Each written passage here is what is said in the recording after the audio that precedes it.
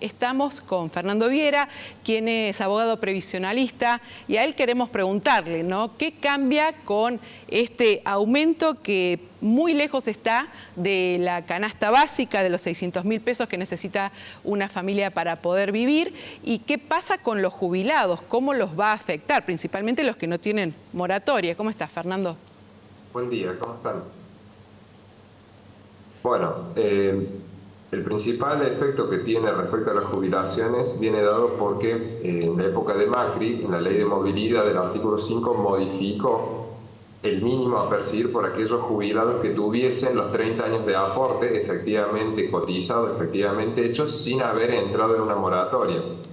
Entonces a ellos les reconocen un plus a aquellos que cobran la mínima a pesar de haber tenido los 30 años de aporte, y ese plus equivale a cobrar el 82% del salario mínimo vital y móvil, o sea, no pueden cobrar menos que ese dinero. Entonces, ¿qué ocurre?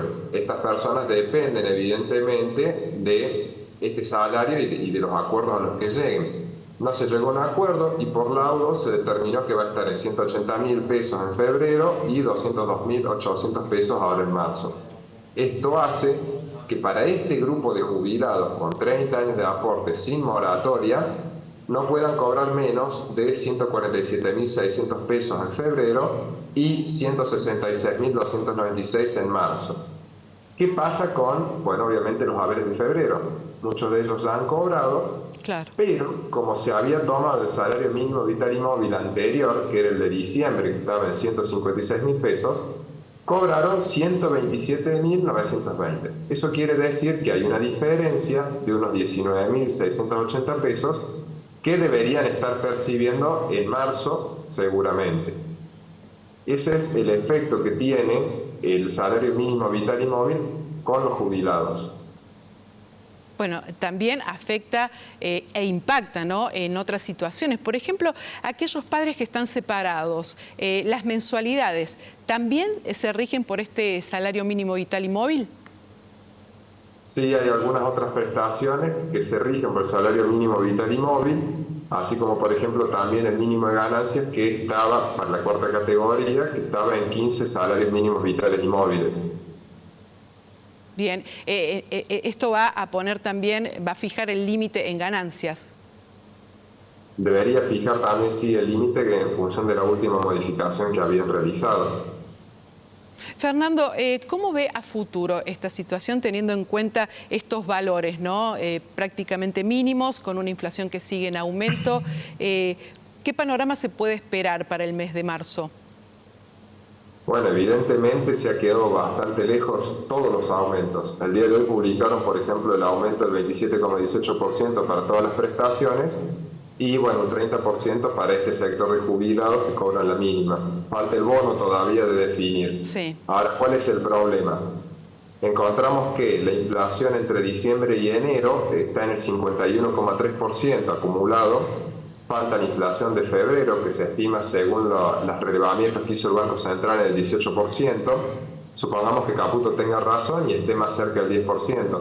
No obstante, la inflación en estos 3 meses va a estar superando el 70%.